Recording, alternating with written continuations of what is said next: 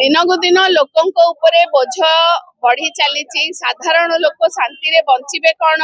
लोकों सरकार जो निजको कहूथिबा लोकों सरकार से लोकों सरकार आदौ नुह।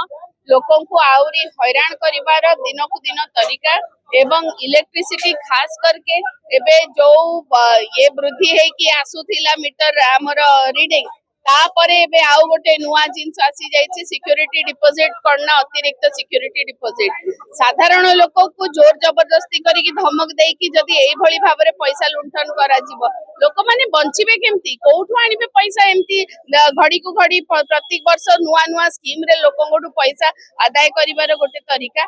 एमिति तो दरदाम वृद्धि रे मनीष हैरान होउची। पेट्रोल डीजल दाम जहा गैस सिलिंडर दाम जहा हेलानी रोषेई करबाकू महिला माने केते हैरान होउचंती। छात्र छात्री माने हैरान परीक्षा बातिल झियो माने सुरक्षित नुहंती आईन श्रृंखला परिस्थिति विपर्यस्त।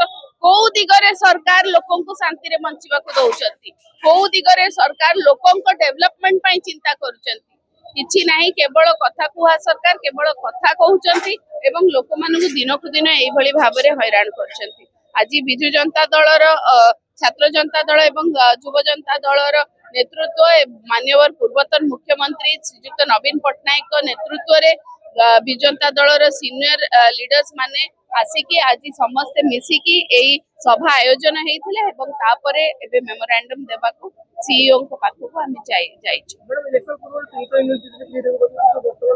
300 यूनिट बिजुली फ्री तो बहुत दूरर कथा आहुरी केते बोझ लदी दिया गलानी लोकों ऊपर लोक को भली भाबरे हैरान होउचंती नित्यदिन सेया ही चलीची। आउ कौन कुहा जीव ए सरकार को हमर दाबी जे एई स्कीम टाकू वापस नियंतु आ लोकों को टिके शांति रे बंचिबा को दियंतु।